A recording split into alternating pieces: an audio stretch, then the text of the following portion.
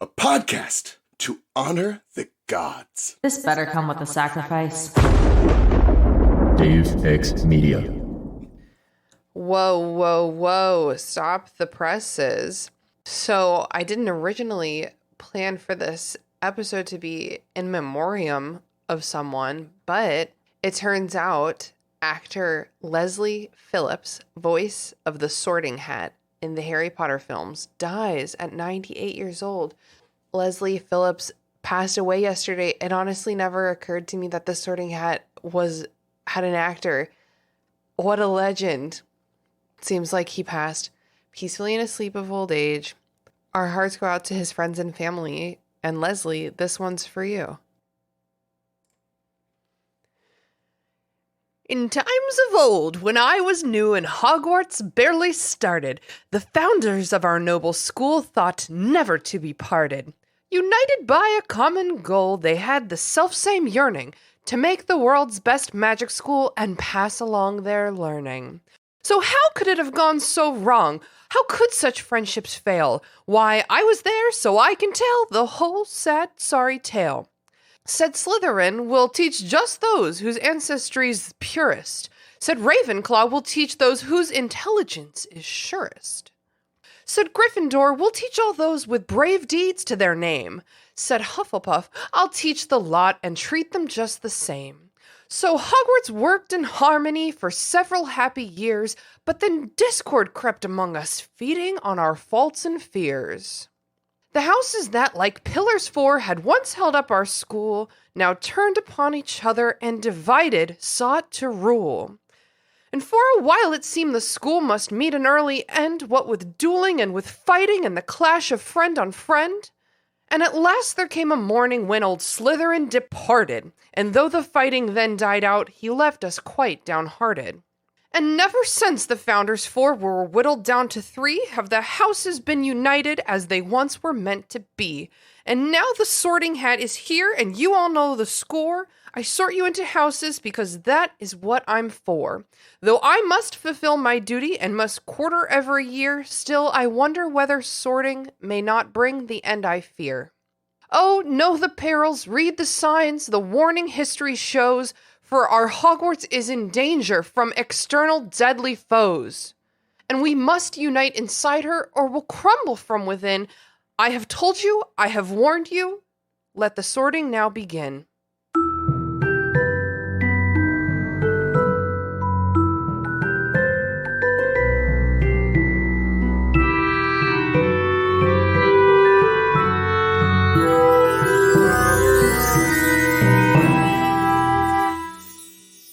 Welcome to the restricted section, the Super Trans Rights Harry Potter Book Club Harry Potter Slander podcast. If you haven't done the reading, don't worry, we did it for you. Here's what we're talking about this week. Harry Potter and the Order of the Phoenix, Chapter 11, The Sorting Hat's New Song. The Sorting Hat song isn't the only thing that's new. Harry's peers at Hogwarts also have some shitty new attitudes. Hogwarts also has a shitty new Defense Against the Dark Arts teacher and a new Care of Magical Creatures teacher who's actually, pretty cool.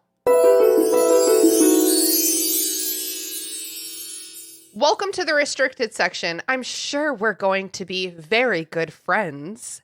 My co-host today is nearly headless Mary Clay. Say hello to the listeners, Mary Clay. Hello to the listeners, Mary Clay. And I'm extremely excited to be welcoming back an old dear friend as our special guest this week. Fan favorite, Danni. Say hello to the listeners, Danni.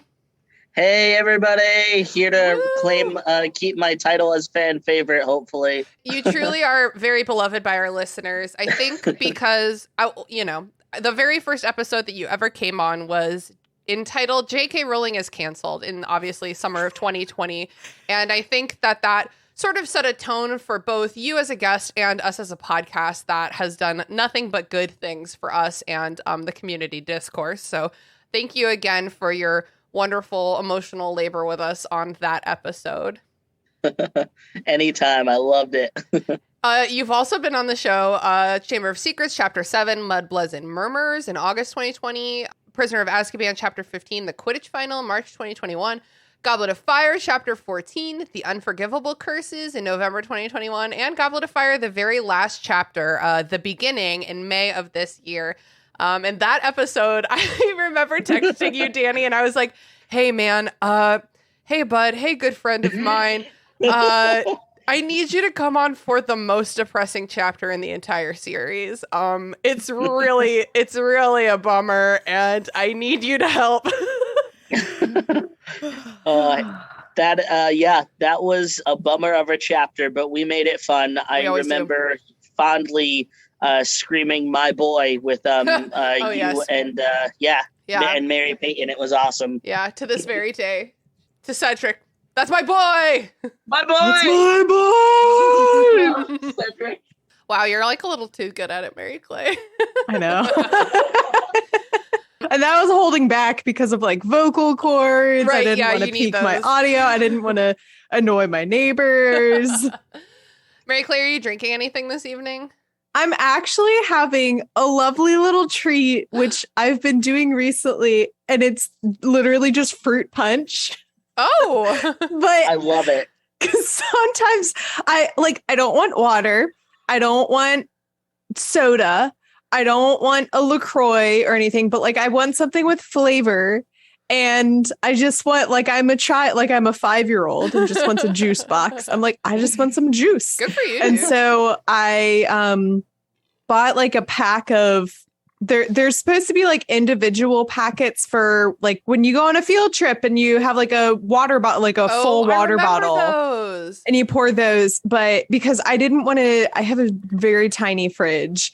And so I didn't want to take up a bunch of space with some fruit punch, which like literally I'll have like a few sips and that's all I need to quench my thirst. Well, and the Hawaiian punch comes in those like fucking like gallon jugs. Yeah, they're massive. gigantic. So It's completely I just unnecessary. keep like a Tervis cup in the fridge with The fuck is a Tervis cup? Thank you. you for know asking. the clear plastic a clear plastic insulated cup. It's tall. I have no idea. It has like a colorful top on it and the I don't think I ever knew how that was pronounced. Yeah, I probably until would now. have just called it a tumbler. or a right? tumbler, yeah. Okay, I A Tervis tumbler, whatever. I see. I got Yeah, you and know the what these other are. thing is that when you mix it yourself, you can add as much or as little water as you want because it'll be like 16 ounces per packet, and it's like super concentrated. So I'll usually get like 20 ounce. This is very detailed. I appreciate it is, and I Fruit love punch. it. But it's just been like it's just a fun little treat for me every now and then where I'm like, I just really want some juice, like out of a sippy cup, Good for you. basically. I wish I had a sippy cup. No, good for you. Whenever Life I is go tough. whenever I go drinking or like have parties at my house, I drink my beverages out of my very specific pink cup with a lid and a straw. Like it's basically a sippy cup. It has unicorns on it Yeah. because otherwise I just will forget which drink is mine. And this Halloween party we had at my house was no exception. I did not use the pink cup. I was in my own home, and I think I opened like 6 Coors that I just immediately abandoned. And in case you're wondering, I'm drinking a Coors right now.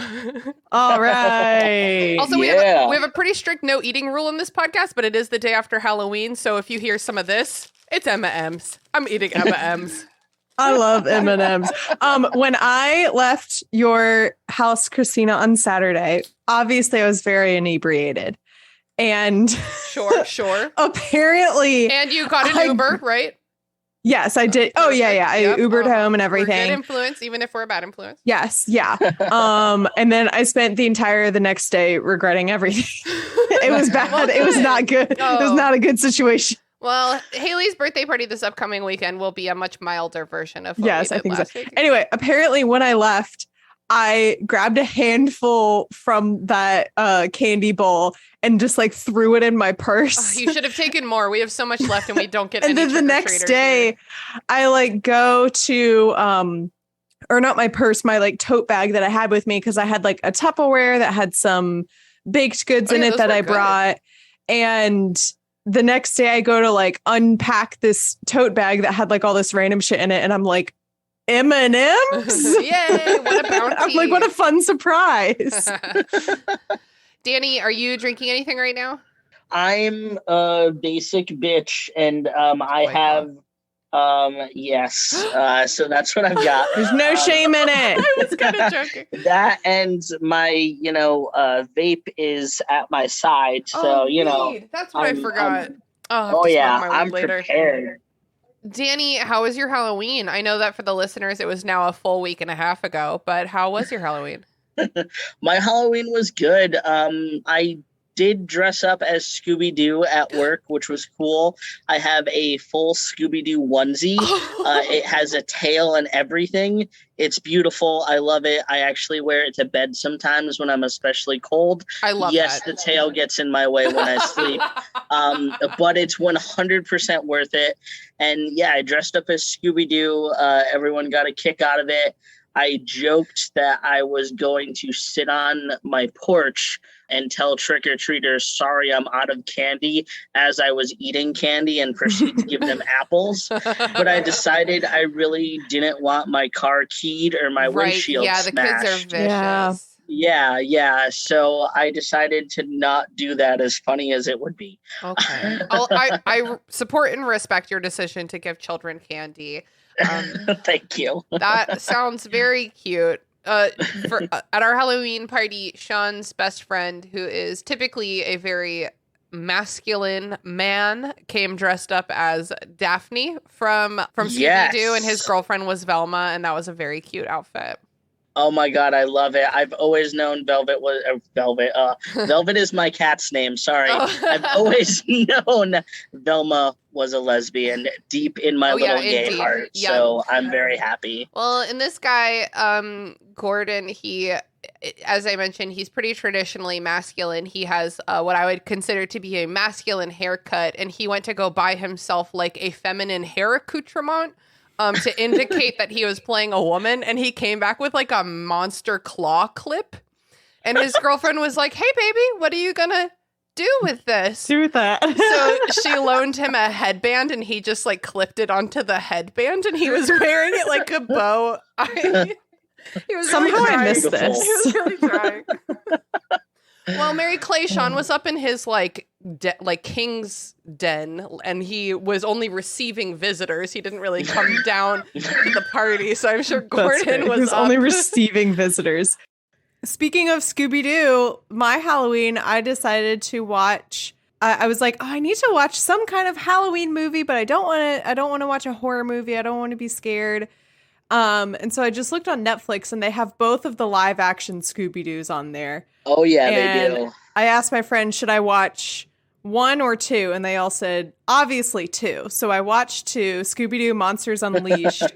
And the scene, I posted a TikTok if anyone listening follows me. The scene where Fred like jousts with the Black Knight, but he's on a motorcycle. I like all of a sudden remembered. I was like, wow, I thought this was the peak of attractiveness when I was a child. This was incredibly hot. I love that. And oddly enough, I also watched a Scooby-Doo movie on Halloween. Maybe my onesie inspired it, but I also was just speaking with my nephews a couple days prior, and we were talking about Scooby-Doo. And so I wanted to watch an old Scooby-Doo movie that I used to watch a lot as a kid. We had it on, VHS tape. It was back when Shaggy wore a red shirt for all those diehard Scooby-Doo fans out there. Oh, yeah. So I went to Amazon Prime, and I spent, a whole $2 to rent Scooby-Doo and the Ghoul School from way back in the day. It was amazing. Loved every second of it. 10 out of 10 would do again. So we're here today to talk about Harry Potter and the Order of the Phoenix, Chapter 11, The Sorting Hat's new song. So weird. It has a new song every year, but I guess this year it's really special, isn't it? This one has some like spooky vibes. It has scare tactics. Yes. Clear warning signs. Y'all better shape up. I swear to God. You better shape up. Because I need a school. That too. The lady that I nanny for went upstairs to take a shower, and I heard her music, and I was like, why does this sound so familiar? And I went to the bottom of the stairs, and I was like, It's La Vie Boheme from Rent, very specifically. Yes. I'm intimately familiar with this song. Same. They just got to school. They're like riding up to school. Harry is stressed. He's stressed. When is he not, though, in this book? Well, he's very That's specifically fair. stressed about the stress rolls. Is that a good joke? Should I keep doing it? No. The thestrals. Oh, I didn't get that. I was like, I'm just going to smile and nod. Mary Clay had no idea. There you go. I mean, he and Luna were the only ones seeing him. I get it. That stressed me out, too. I love that introduction to this character. Luna just go, you're just as sane as I am. And you're like, oh, great. I've lost it. I think that's what makes this scene just so amazing, you know? Yes. I love Luna. 10 out of 10. Anyway. She is a great character. I wish this book had a little bit more for her, but that's fine. So they're also stressed about Hagrid. Where is Hagrid? They go to the school. They go to the Great Hall. Hagrid is still not there at the staff table or anything. Like maybe he like broke his leg or something and he couldn't do the first year thing. But he's still at the table. Nope. He's not there. But you know who is there? Grubbly Umbridge. Plank. Oh, well, yeah, Grubbly Plank too. I read that and I was like, I can't believe I just accepted this as a person's name as a child. Like, yep, Grubbly Plank, got it. Moving on. Also, several questions for the group. In my memory, I thought reading the books, Grubbly Plank was a man, but in this book, they say she, so she is, given what we know about the author, it's definitely a woman. Oh my God, she's trans. No, Yes. definitely not. I do believe in the third movie, when we're introduced to the idea of Hagrid being the teacher, Dumbledore says like Grubbly Plank is retiring to spend time with his remaining limbs. No, different teacher.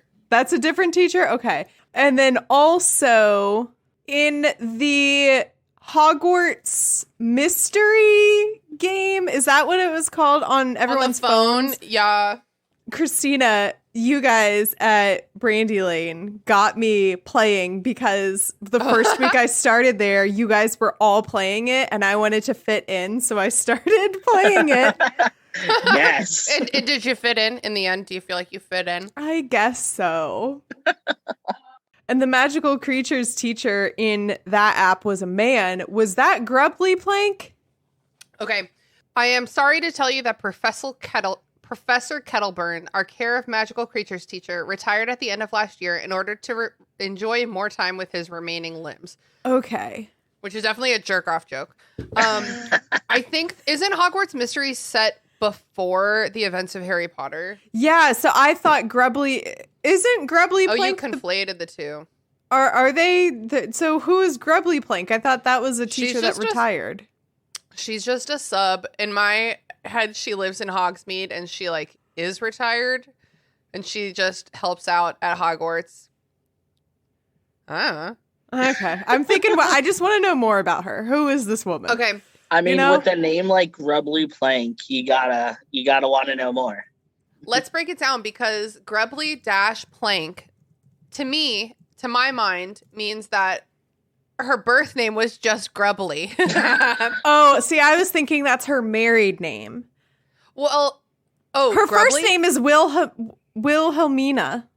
Wait, Wilhelmina. so Grubbly would be her maiden name, yes. and Plank would be her husband's name, yes. unless her parents also had hyphenated names, which I really don't think is that common. Yeah, for the time period of these books, I don't think. Yeah, not our jam there. So her name was Willie. Please tell me she went by Willie Grubbly for most of her life. Yes. I love it. I also love Grubbly Plank. She's like a hard ass like McGonagall, but she's like very down to earth, like Sprout. See? You know, I want more of her.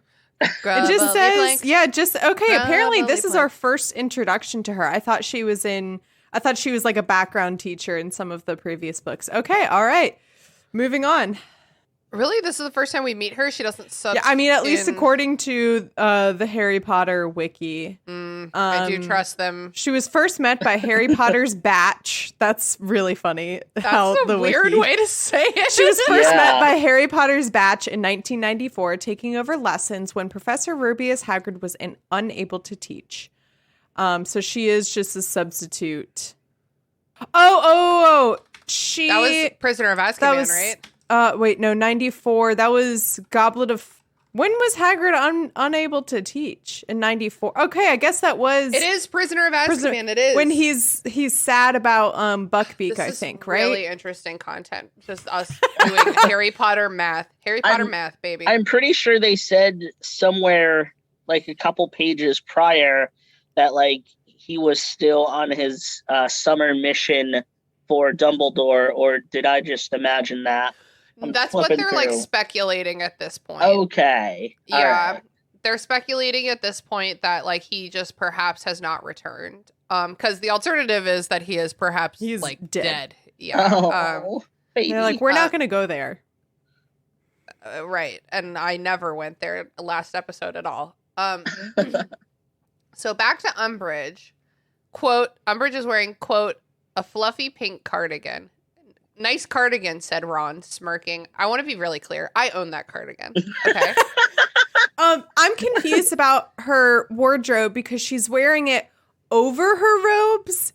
And like we've speculated multiple times on this podcast about what the robes are. If it's just like, is it like what we'd see in the movies where they're wearing like normal clothes underneath and then they have the cloak over top of it? Is it, like a full outfit, and then like, how big is this cardigan that it can fit over like a flowing, set of robes? None of the fan art saw fit to take this on. And like, all I'm just imagining in my head is like wearing a graduation gown zipped up and then you put on like a cardigan over top of that. Awful. My cardigans are... Well, they would never allow that. Somebody drew beautiful... I'm going to share this. Paula Edith on DeviantArt drew a very lovely image of Umbridge in Trunchbull. Ooh. From Matilda. Yes. Hold on. I'm going to send this in the chat. Wait, just kidding. I forgot that it doesn't let me upload files from my computer. You can only share from fucking OneDrive or whatever, which I'm not doing it. Yeah, none of the fan artists saw fit. They all just draw her wearing what she wears in the movie, pretty much.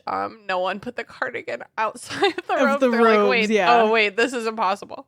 It's funny though, because I definitely, now that you say it, I definitely second the graduation robe, with the cardigan over it. That's what I'm going with. It's fashion. It's her vibes. I'm into it. When I Googled Umbridge fan art, Dolores from, oh my God, what's that movie everyone's obsessed with? You know the one. We don't talk about Bruno. Encanto? That was the extremely white pronunciation. Encanto. Yes, somebody got their tags confused and a picture of Dolores from Encanto came up. I love that. Amazing. As we speak, I'm just going to keep casually strolling to see. Oh, see, this person put the cardigan distinctly under the robes. Come on. Anyway, we don't like Umbridge. She happens to be pink. That doesn't mean that pink is inherently bad. She happens to be pink. Well, that's what's like funny about it is that, in our minds, like pink is for, bubbly, nice, happy girls. Keep saying, yeah, like pink is good. Say more nice things about me. and like black is evil and like all these things. I'm wearing pink right now. I just think about like the juxtaposition. Ooh, nice word there. Between her and Snape. Obviously, we know. Snape. He's the real MVP. We know that. But he's always clad in his black and looking all bums. And here's this literal demon in pink. So there we go. JK was on to something. Oh my God. That's going to be the title of my next book. The sequel to Pretty in Pink. I love it. Enter the first years and McGonagall with the Sorting Hat. The hat sings this song about how the school was founded, and only divided did they ultimately fall. It's warning as fuck. Like, it's so warning. Oh, Hogwarts is in danger. I have warned you. Be friends. Stop fighting. Yeah, stop fighting. And Nearly Headless Nick is like, oh, yeah, it's done this before. Casually.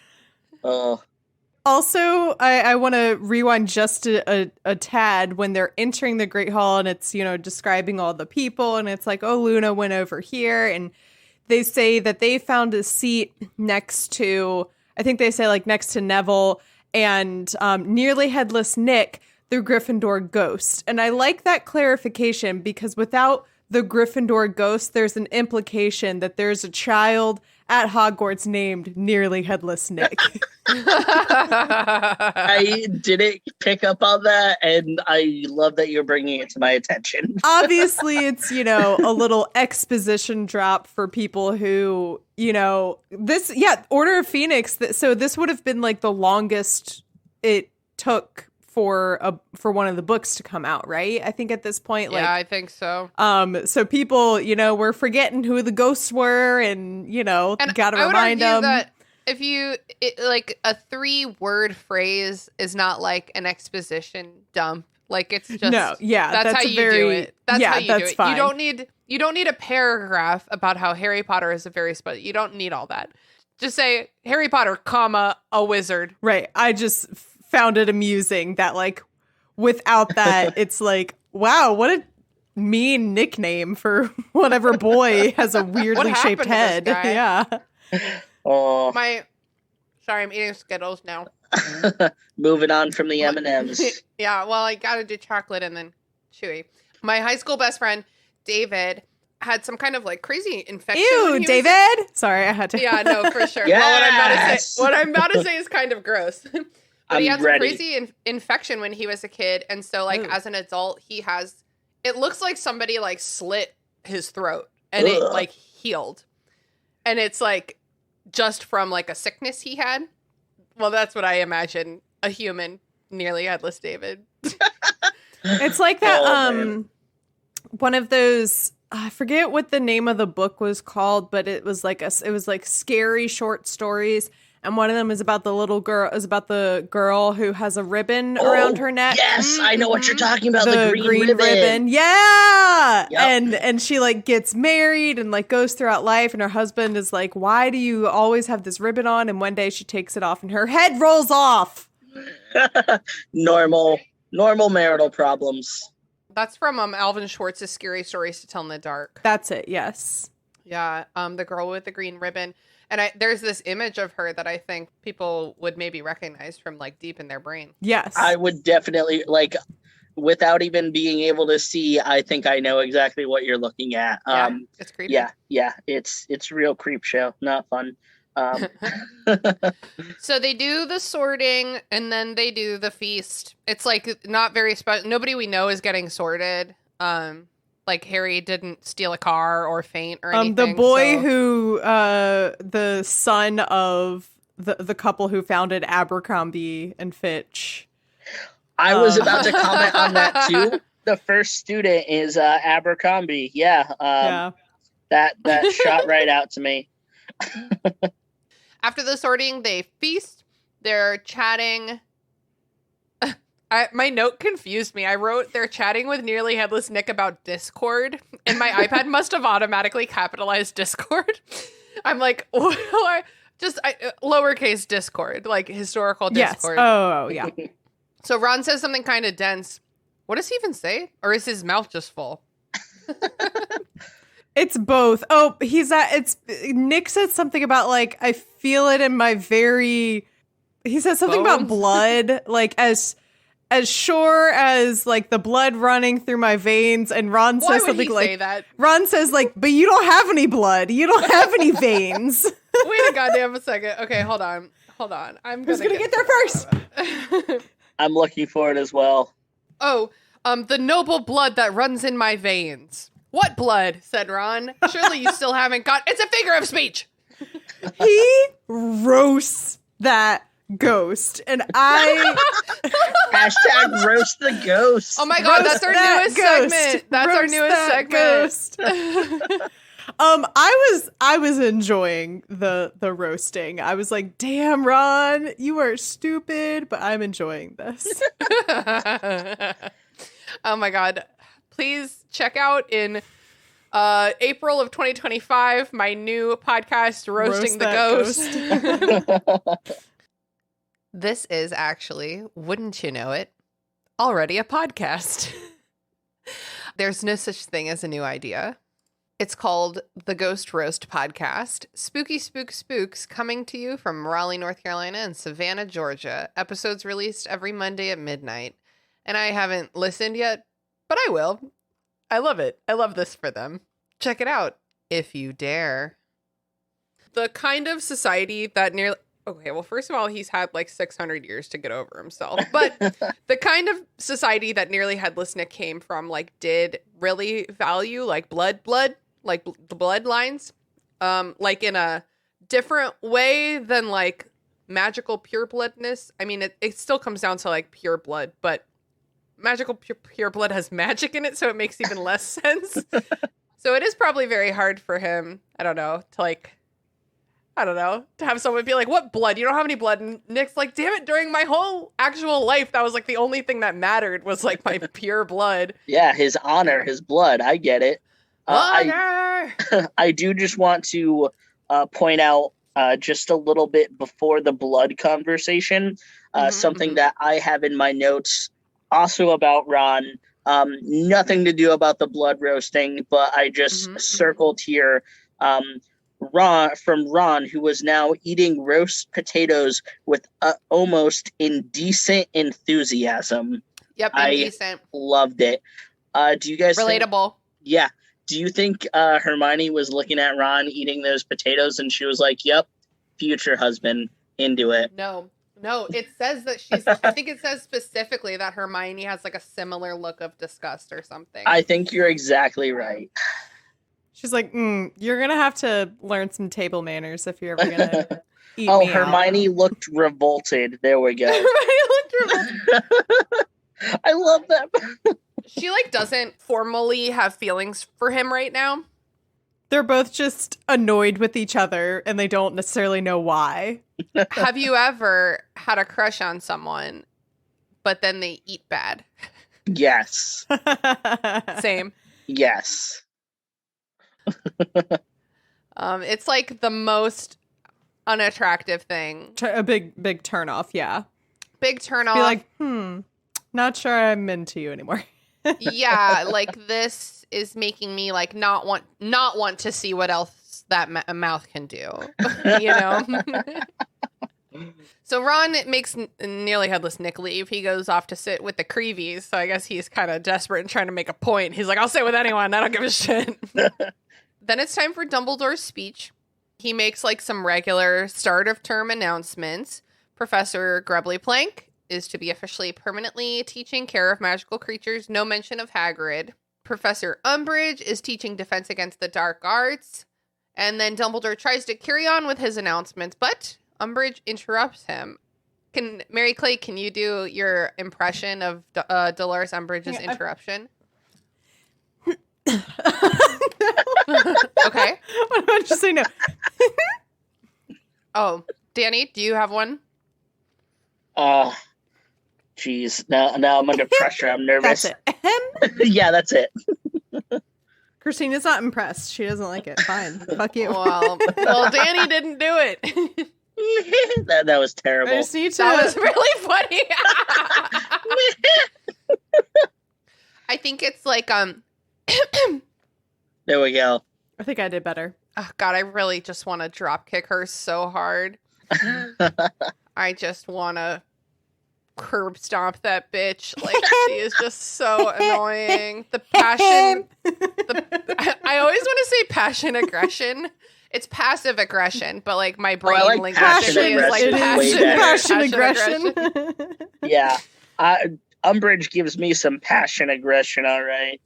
I can't not read this and not picture Imelda Staunton from the movies. I know. Because she did probably the most well-cast person in the whole so splendidly. Yeah. God, she's so good. She's so good in everything. If you've never seen her act in any other role, please go look her up. Y'all probably know that I'm doing my Age of Cage in 2022, watching all my Nick Cage movies this year. I'm trying to decide who I'm going to do next year. I want it to be someone with fewer movies who is not a white man.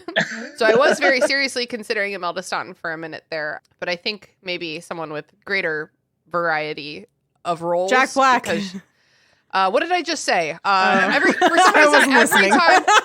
reason, every time I say white men. I say not a white man, and then people just immediately recommend white men to me. I'm like, I get it. I love Jack Black. The problem with Jack Black is that his movies would all feel the same after a while, and I'm not trying to say that Nick Cage's movies don't feel that way. Dooby-dooby-doo. That's just all I can think of. When she does this little interruption, Dumbledore sits down right away and makes himself very attentive to whatever she's going to say. And I know that I talk a lot of shit about Dumbledore, but this is the kind of thing that I really admire about this guy. Like, he has such endless patience and, like, dignity. This kind of move is very impressive to me. You know, on the inside, he's like, all right, let's hear what this bitch has to say. I feel like he let's just, like... see where this is going to go. I feel like he's just so confident in his teachers and his students. He's like, whatever she says, they're not gonna like it. Like, yeah, this is true. Yeah, he's like, well, might as well get this over with. Like, yep. She does her speech. It's long. She's speaking to them all like they're children, and they're really taken aback because I love the line that says, to see, like, I'm so excited to see such happy little faces looking back at me. And this is a great moment in the movie because it does a hard cut to the audience and it's just all the kids with blank faces staring up at her. Harry actually comments on that. Yes. Harry glanced around. None of the faces he could see looked happy. On the contrary, they all looked rather taken aback at being addressed as if they were 5 years old. And like everyone starts talking. Cho Chang is like loudly animatedly chatting with her friends, which like I could never do that no matter who was talking. It feels so Luna Lovegood straight up takes out the Quibbler and starts reading. Good for her. Good for Love her. Luna. The audacity. I love it. She's just like spewing ministry bullshit. And we fucking hate the establishment here on the restricted section. We don't like government interference in this kind of way. We don't like pedantic, like fake ass bullshit political talk. Like, we don't like this. We don't want to hear that your stupid words that someone else wrote for you, you stupid indoctrinated bitch. Yes. Some key quotes. Progress for progress. Progress for progress's sake must be discouraged. Nailed it. I think she says that line in the movie in that cadence. Old habits must be retained. I know a line I quote all the time is, it's later when they're in the classroom with her, but she goes like, saying that like a certain dark wizard is at large once again. This is a lie. And then Harry goes, it's not a lie. I saw him. I fought him. And then she goes, detention, Potter! And for some reason, I quoted that part all the time. I hate her. This is, well, whatever. We'll get to that. We don't necessarily, at this point, like, obviously, like, on the reread, your blood is boiling, like, no matter what, when she comes in. But, like, reading this book for the first time and coming across her, you're just like, okay, what's this bitch up to? Like, what's going on here? And like, kind of like how Hermione is, she's like, something's not right. Right. This Luckily, we have Hermione to explain to us why this isn't good. Right. Ron's just still so focused on those potatoes. I'm just rereading it as we're chatting about it here. And the last couple of lines, like, this bitch loves her peas, preserving what ought to be preserved, perfecting what needs to be perfected, and pruning whatever we find practices that ought to be prohibited. Well, it's like that alliteration makes me feel like they had the minister's professional speechwriter like write this for her. Oh, 100%. You know what I mean? Yeah. Yeah. Yeah. Fuck it. Fuck this so much. We hates it. Anyway, time to go. Ron and Hermione. For a second, I thought that was you ending the episode. And the episode's time to go. Ron and Hermione are prefects, so they need to show the little first years where the common room is. And then Harry's like, "Oh no, I'm alone again." We notice the use of a word that she used to describe that Ron says it like derogatorily. Yes. But she still wrote it. Yeah. Yeah. That's something. I was watching a Nicolas Cage movie from 2019, and he drops the R word, and I was like, whoa. I was like, oh man, like I get that you're playing like a not very nice guy, but like I feel like so many people should have known better.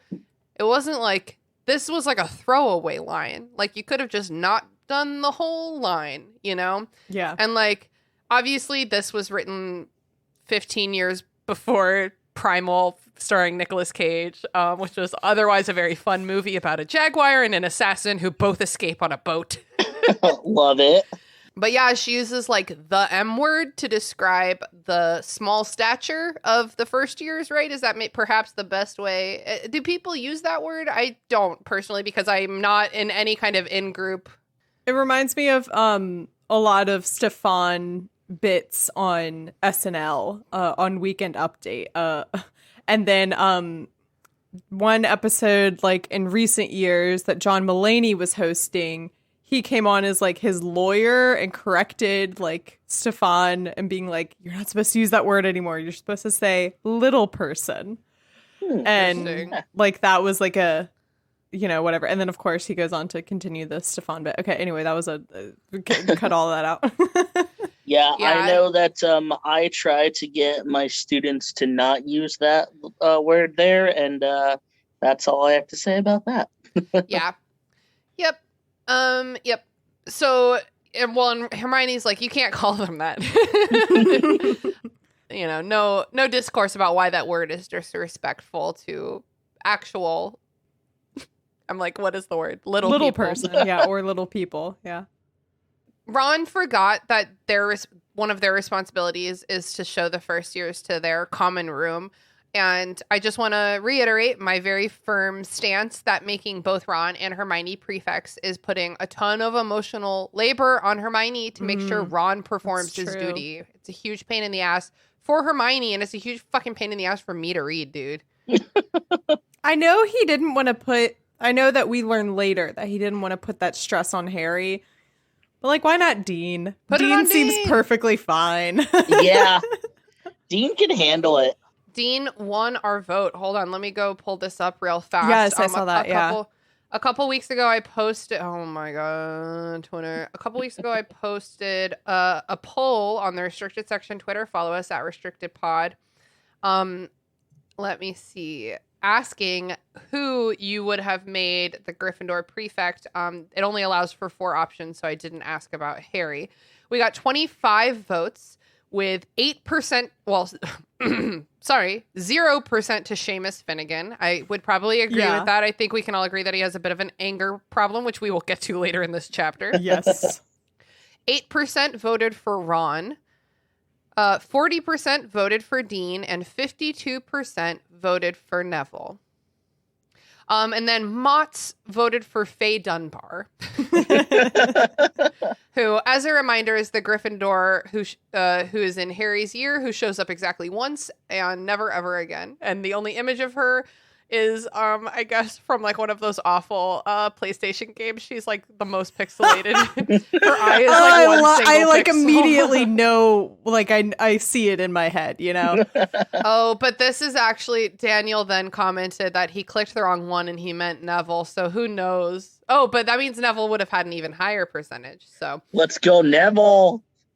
Neville plus Hermione could have been a good team. She could have protected him a little bit from any bullying he might have gotten from this assignment, but I think he would have been a good team with Hermione and like he would have remembered his duty and taken it very seriously. She wouldn't have had to do so much emotional labor for that.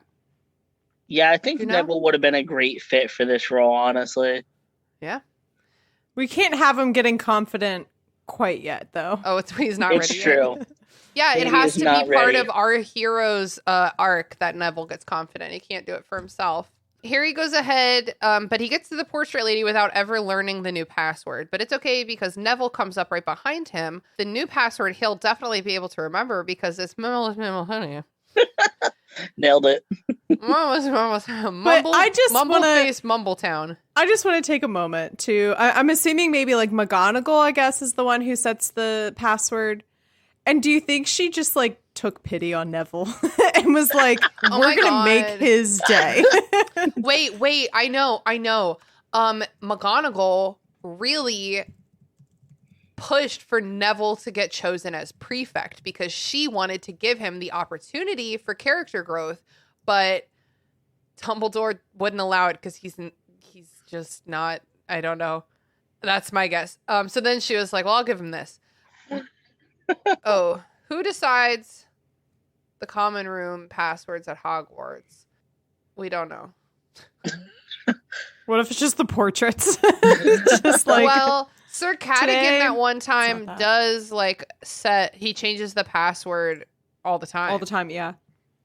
The only password I think I can ever remember, because it's not like they dwell on the passwords throughout the series, but you do pick up on a couple, every couple of books or so. So I've known that there's at least 4 out there, we'll say. But the only one I remember is lemon sherbet for Dumbledore's office. Mm-hmm. Most important one. It's confusing because in Chamber of Secrets, maybe, Harry goes to Dumbledore's office door and starts screaming sweets at it. So, like, I get confused about, like, what is actually one and which one he just, like, screamed. Mary Clay, I know you don't have pets, but it looks like there's a dog on the couch seat and a cat on the couch back behind you. You see what I mean? There's like a cat and a dog. Over there? No. Yeah. It's a blanket and a pillow. I was getting very afraid. I was like, someone's in the apartment. I see exactly what you mean. Yeah. That's a cat. That's a fat cat napping. That is a fat cat napping behind that lamp. And a pillow. I also see your Switch. I'm just going to start naming things behind you. Shelf. Happy Halloween. There's my Switch. Oh, there's a plant there. I don't know what it is. But that plant is, I'm really trying to revive it. You need to put it somewhere else if you're trying to revive it. I've had it. No, it's a snake plant. It like does nothing. Like you don't like, except for, so I've had it for like 3 years now and it's not looking good. What I really need to do is I need to repot it, clean up the roots, give it some fresh soil, but I just like haven't gotten around to that. It's a huge pain in the ass. Yeah. This is... I can't keep snake plants alive. My gallery wall. I can't keep any plants alive. I really can't either, Danny. That's my like Hufflepuff shame, is that I can't keep plants alive very good. The only reason my cats are alive is because like they make noises and such.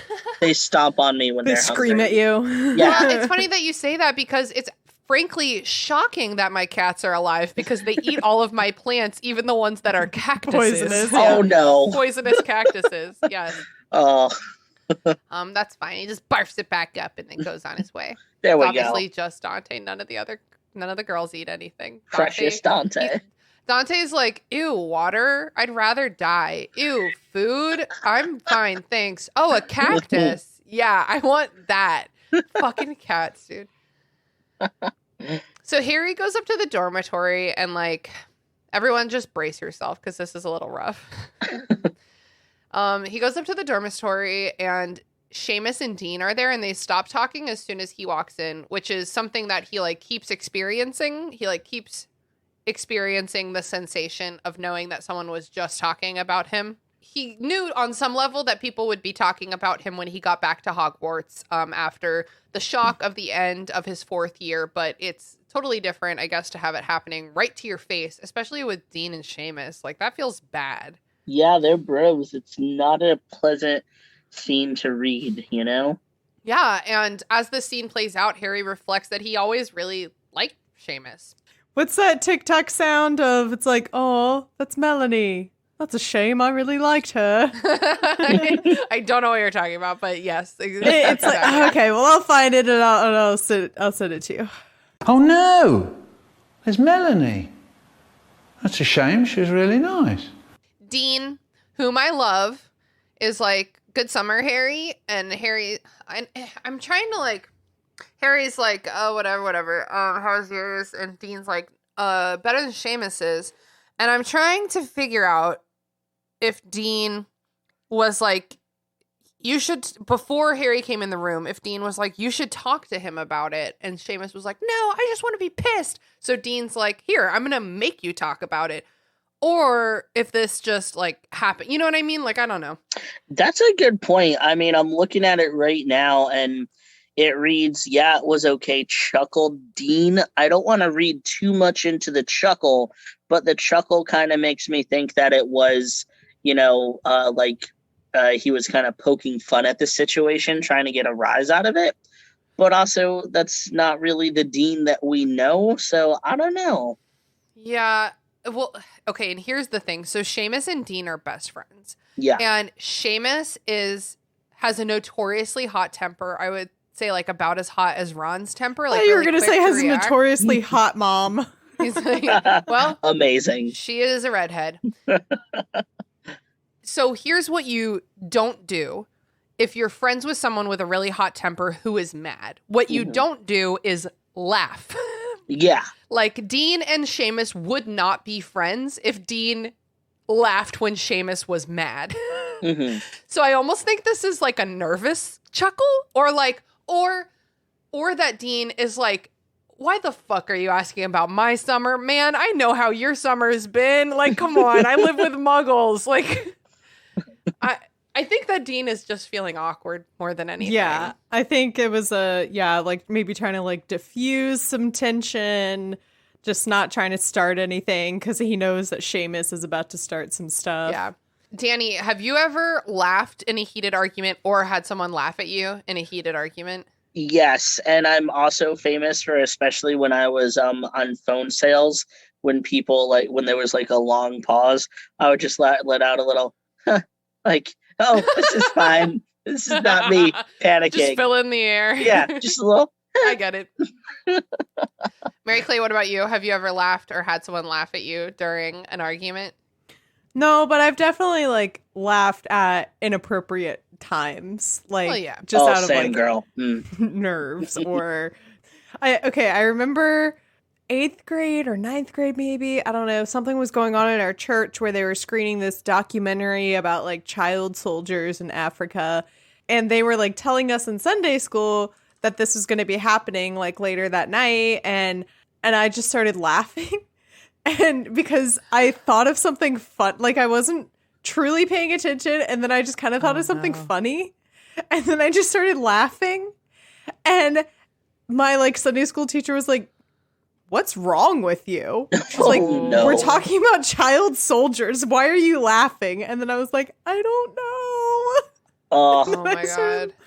That's rough. Yeah. So that's pretty funny. I mean, that's hilarious to me. Yeah, like it's fun. Like it's funny to me too in hindsight, but just like, I don't know why, but I just started laughing when someone was talking about child soldiers. It had nothing to do with the child soldiers. I was just thinking of something else, and then I started laughing. When I was in college, I took a class called The American Drama with Dr. Vincelette, who was a wonderful teacher. The American drama in question was 20th century American plays. And like, I would say that like 50% of the plays that we read had like babies dying. There was like some incest. Like none of it was good. It was the American drama. And we used to be like reading aloud in class, and we would all just be laughing. And she would be like, "Why are we laughing?" And we'd be like, "It's so uncomfortable because a baby died." Like, why would you not laugh? Oh, I've definitely viciously laughed like in an argument. I'm sure I've been laughed at as well. Well, Sean has like a panic chuckle, which is like very unfortunate for him. Oh no. He's like, kind of like Dean in this scene. By the way, The hoarding sat. Excuse you? Are you drunk from your punch? Are you punch drunk?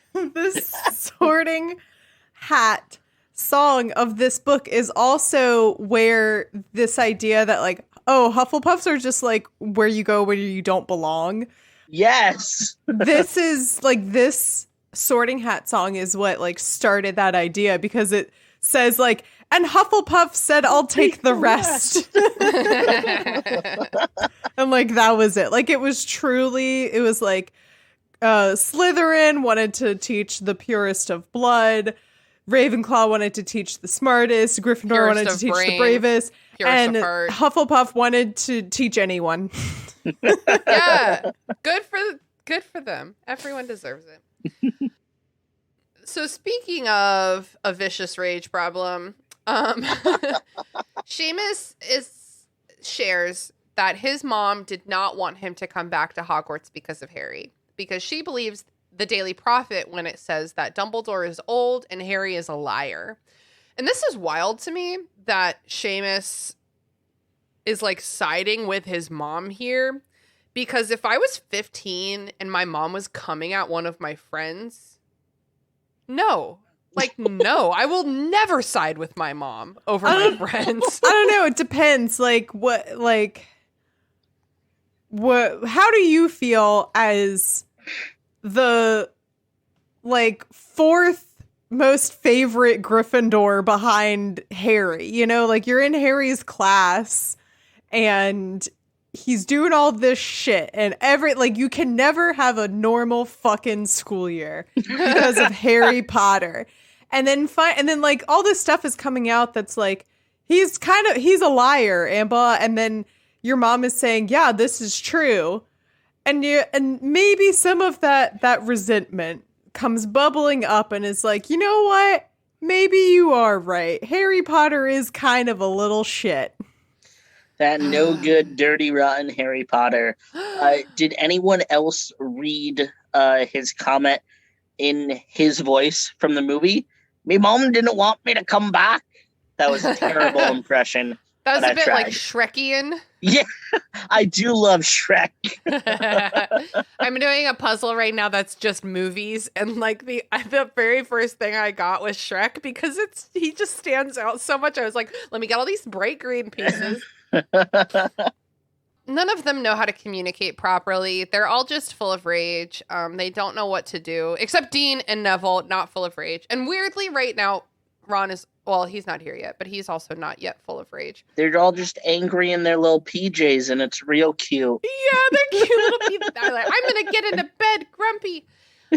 So Harry is getting into bed when Seamus asks what really happened with Cedric at the end of the third task. And I think Harry goes wrong here, because he's like, well, fuck you and fuck your mom, basically. Yeah.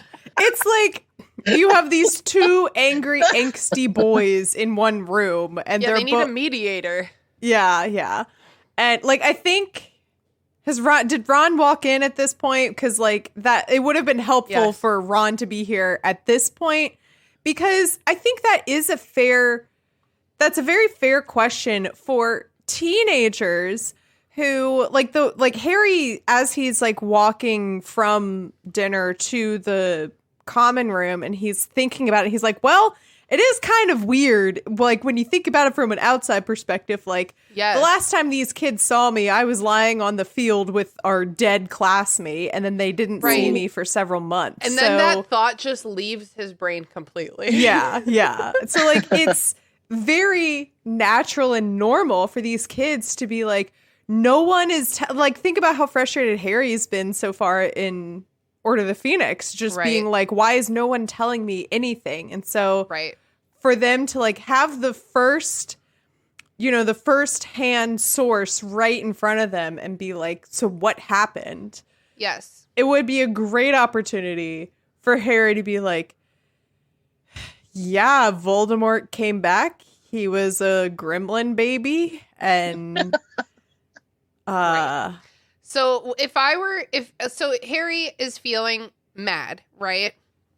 So like me, I am 31, and as I mentioned, I've been through a pretty serious emotional journey with my anger problem. So I today would probably say, you know what, dude, that's a really good question. If I was you, I'd be wondering it too, but I'm not feeling really comfortable right now. I'm really tired. I'm feeling a little defensive because of this conversation. So I'd be happy to tell you, but can we do this like another day? I kind of just want to go to bed. Yeah. Yeah. He doesn't have to answer him, but what he shouldn't do is say, well, you and your fucking mom can read about in the Daily fucking Prophet, you bitch. Well, you know what? Your mom is like I feel like this conversation. Mom, go read the Daily Prophet. Yeah, like I feel like this conversation is just one big like your mom. Well, and then Ron comes in. And Ron's like, what's happening? And Seamus is like, he's having a go at my mom, which first of all, no, he is not really having a go at Seamus's mom. He's only saying what Seamus has already said. And two, it's very cute when Ron is weakly like, what? No, he's like, no, your mom's nice. I don't think he would do that. She gave us those cookies that one time. Reading this scene for me was almost like an over dramatized comedy that I can't think of an example right now. But especially towards the end of it, when they're all screaming, "That's out of order! Out of order! You're out of order!" It's just it's a really funny scene when you take a look at it. Just bunch of angsty little boys, angry in their PJs, screaming, "You're out of order!" at each other. I love it. The first thing that comes to mind is in Rocky Horror Picture Show when they're like, Brad, Janet, yes. back and forth. Love Rocky Horror Picture Show. Donkey! Ron kind of defends Harry. That's out of order, he says, which is a phrase that I love. I love that phrase. That's out of order.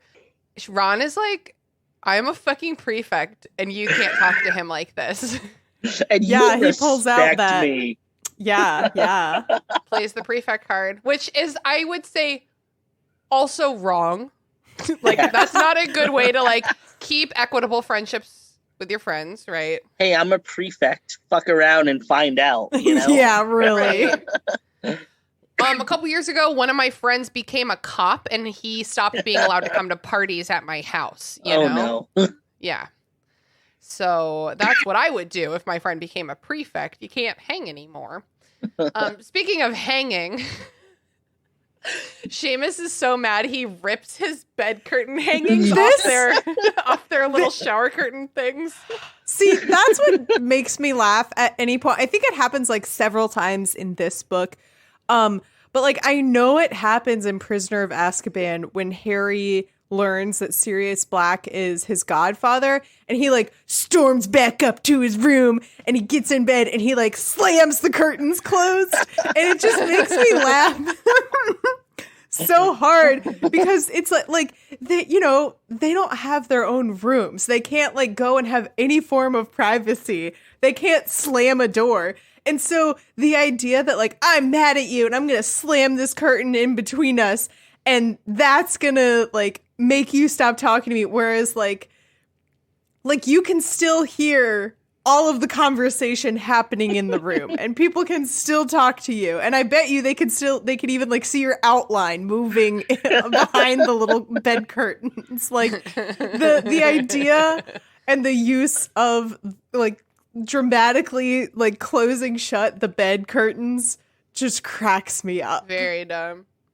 It's like Wizard trying to school. slam a door, but it's like a swinging door and it doesn't slam. Oh my God. There was a TikTok of these two guys at a dorm room, and the dorm has those like soft closing doors. Yes. And so it's like, and get out. And he slams the door and then it like slams shut really fast. But then the last second it slows down to do like the soft closing. Oh. Dean is like, hey man, don't worry about me. My parents are muggles. I don't really care about this that much. Like, I'm just glad to be with my friends. He's like, I'm just glad to be here. All my friends that are fighting. And then Neville is like, my grandma says that Harry Potter is right and the Daily Prophet is bullshit and we're Team Dumbledore for life and I'm Harry's best friend. So that is what I came to say. I rehearsed that on the train because I was nervous. But like, that's good. This is like sort of the beginning. I think of Neville showing his true strengths as a person, Yeah. and why he really does belong in Gryffindor. Neville is very well, not in this community obviously, but in the series overall, he's just so underrated, and he's just such a beautiful, loyal little grandma's boy, and I love him. Yeah. Mm-hmm. And I love that throughout the conversation he's just been like nervously like fidgeting with the plant, and like I can imagine about what he's gonna say. He's literally like thinking about what he could possibly say. I could just imagine him like trying to set it in the windowsill and being like, "Is this where it's gonna get the best light, or should I put it over here?" Like what? Like anything I can do to not respond to anyone right now or get yelled at by Harry. I think that's the other thing is he's like, I don't want to piss Harry off, so I'm not going to say anything right now. I'm just going to play with my cactus. It is a very awkward feeling when your friend that you are not mad at or beefing with is mad by themselves, and you are like, I'm scared to talk to you a little bit. Yeah. Yeah. Also, like, when that friend is being, like, unreasonable in that moment, like, there's no like defending Harry just like blowing up at them. Like there's a reason behind it, sure, but it doesn't excuse it. We've already talked about like what he should have done, and like right, this was not a good moment for Harry. And so like when your friend is acting, like irresponsibly or something, and you're like, could have handled that situation a little better, but also I'm your friend, so I'm not going to say that. And I think it's important to note for the listeners that in the book, Seamus in the beginning is quite calm. I keep talking about his anger, but he starts this conversation out, I think, trying very hard to be level about it. Mm-hmm. In the movie, he gets mad immediately. He's like, well, my fucking mom says you're a bitch, or like whatever. But like in the book, it escalates. Me dad's a muggle. Mam's a witch. Yeah. Bit of a nasty shock for him when he found out. So don't fall victim to the movie memory. Seamus is not the one who comes in super hot right away in this scene. You're right. I mean, it reads that Seamus, I believe he started trying to avoid eye contact. He had his back to Harry, if I remember correctly. He was putting up some Quidditch posters, and then he was just kind of talking to the room, trying to avoid Harry's gaze. And then Harry was the one who was like, yeah, fuck around and find out. And it got real. Mm-hmm. Mm. Yeah. Harry. Yep, exactly. Harry escalated. He's good at that. Wow, especially in this book, huh? He's just a little troublemaker, and I love it. So I guess they just like fucking go to sleep after this. Like, yeah, I remember, just like awkward. I know. I remember Neville gazing at his cactus in the moonlight. His moonlit cactus. Beautiful. It's awkward enough to go to bed mad at my husband, whom I love and am committed to every day. But like people you're not like intimately connected with, like that is quite awkward. And again, they're all in this tiny little room with nothing but their little bed curtains to separate them. Yes, that's what I'm saying. I would be like, if I was in this altercation, I would like be so nervous that I was gonna like snore or something embarrassing overnight and make me look like an idiot. You know what I mean? Yeah. Like you can't fart in that room. You can't fart. Oh yeah. In this moment, not a sound no one while can these fart. boys are riled up right now. Wait, but that's what Dean or Ron or Neville, somebody just should have. Ron, come on, just should have ripped farted a giant to fart. break the tension. Oh man, well that's the end of the chapter. Danny, is there anything that we missed that you want to go back to? Anything you want to sort of reiterate before we wrap it up here? I don't think so. I would just like to again draw attention, mostly because I find it hysterical, to the fact that Ron was indecently eating potatoes earlier in this chapter. If there was ever, if we had, in my opinion, if we had to encompass Ron as a character in just a couple of sentences, I would definitely directly quote, indecently eating potatoes with Ron. That shows there's a lot of character there, and I'm into it. And potatoes. Exactly. I think we can all relate to indecently eating potatoes. Oh, 100%. Specifically. Yeah. Chips, fries, just actual potatoes. Oh, yeah. Boil all Mary mash Clay, them, stick them in a stew. Sorry. Mary Clay, is there anything that you wanted to circle back to or anything we missed? I don't think so. Y'all probably talked about her a lot in the previous chapter, but I was just excited. I kind of couldn't remember exactly like where this chapter picked up. So I was very pleasantly surprised that it opened with them still in the carriage with Luna Lovegood. Yeah. And that moment when she's like, oh, Hagrid was a terrible teacher. And defensively, I think it's like Neville, Ron, and Harry are all like, no. And then they all look at Hermione and she like didn't say anything. And then she's like, I mean, yeah, Hagrid's a pretty good teacher. I do remember reading that. Yes, that was good. And then like Ron continues like being mean at her. And it says something like Luna didn't seem to notice that Ron was annoyed with her and just watched him like he was an interesting TV show. Good old Luna. Just I know. love her. I love her. She doesn't give a shit, dude. This has nothing to do with the books, but I do just want to point out before we end this episode, shout out to my nephew Tyler. He's 13, and he has read the Harry Potter series. I've actually talked about him on this podcast a couple of times, and my birthday was October 20th, so a couple of weeks ago, and he wanted to make me a birthday cake. So he did his version of Hagrid's birthday cake to Harry with the pink frosting and misspelling happy and birthday. So it was pretty awesome. That's amazing. Yeah, oh my god. There's pictures of it on my birthday to you. Thank you. There's pictures of it on my Facebook if you want to see it. Are you a Scorpio? No. I'm just at the cutoff. You're Libra. Yeah, me and my indecisiveness. Yeah.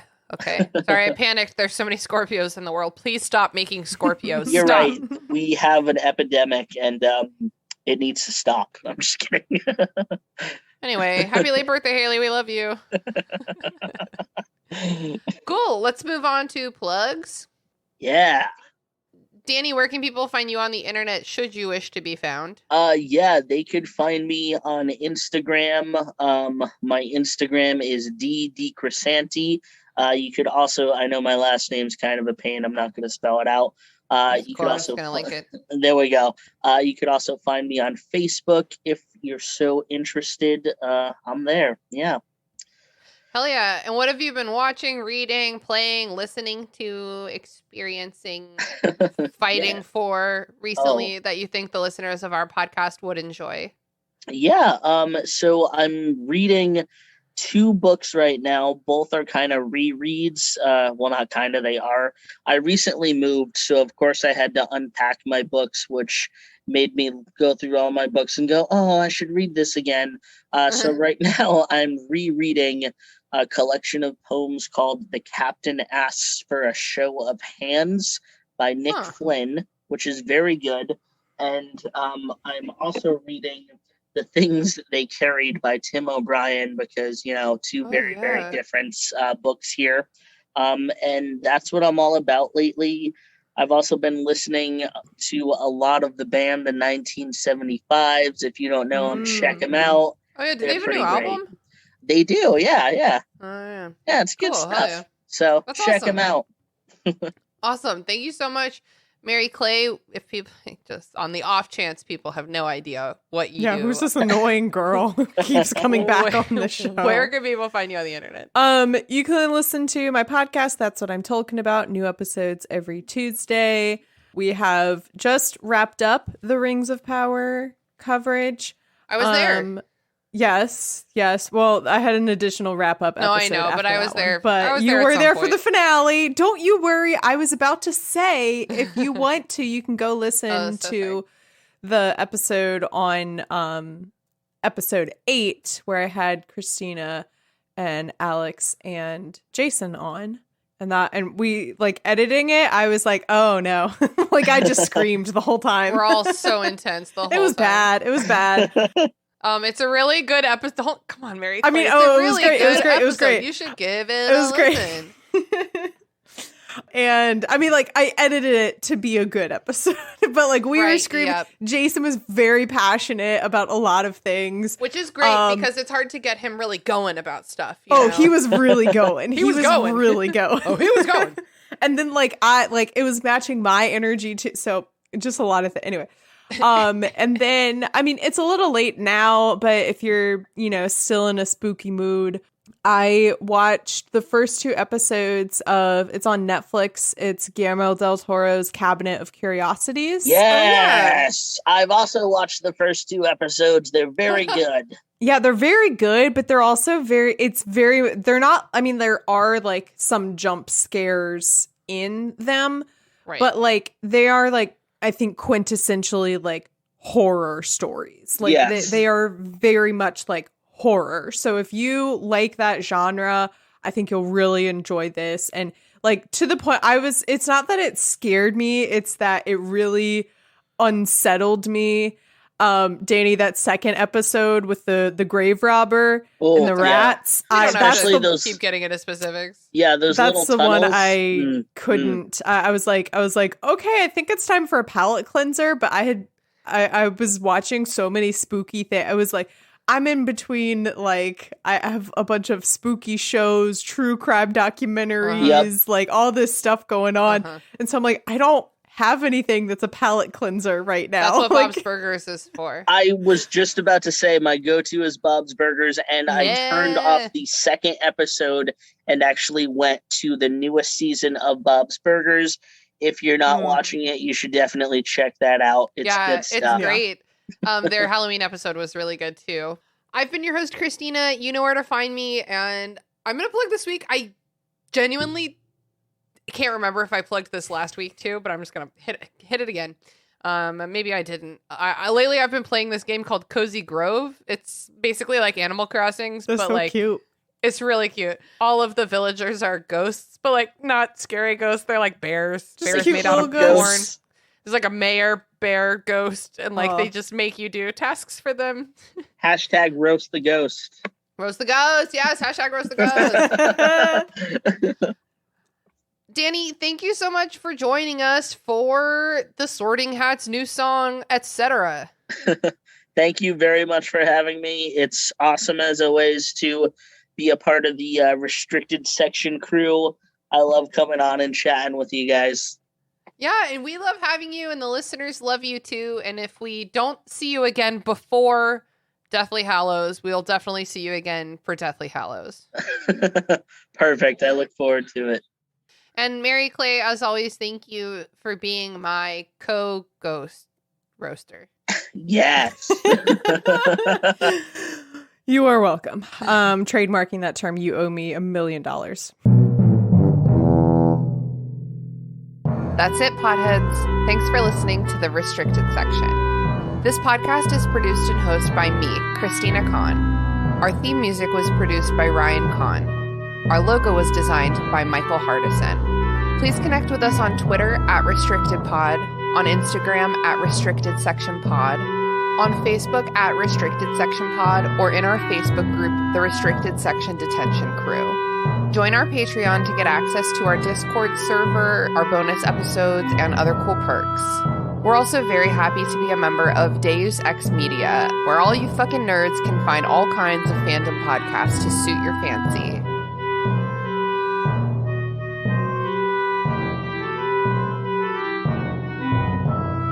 What would you do if there was a terrifying prophecy about you? Or you had to go on a perilous quest to save a friend. Or everything you loved was in danger, and the world was about to end? Whoa, slow down, Charlie. You know what to do when all that crazy stuff happens, right? Call Ghostbusters? No.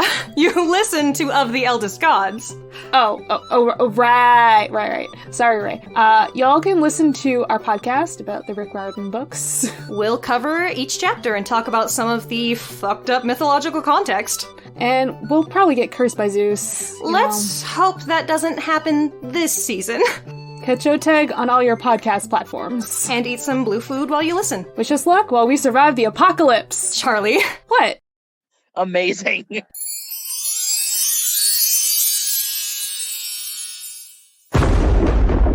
Dave X Media.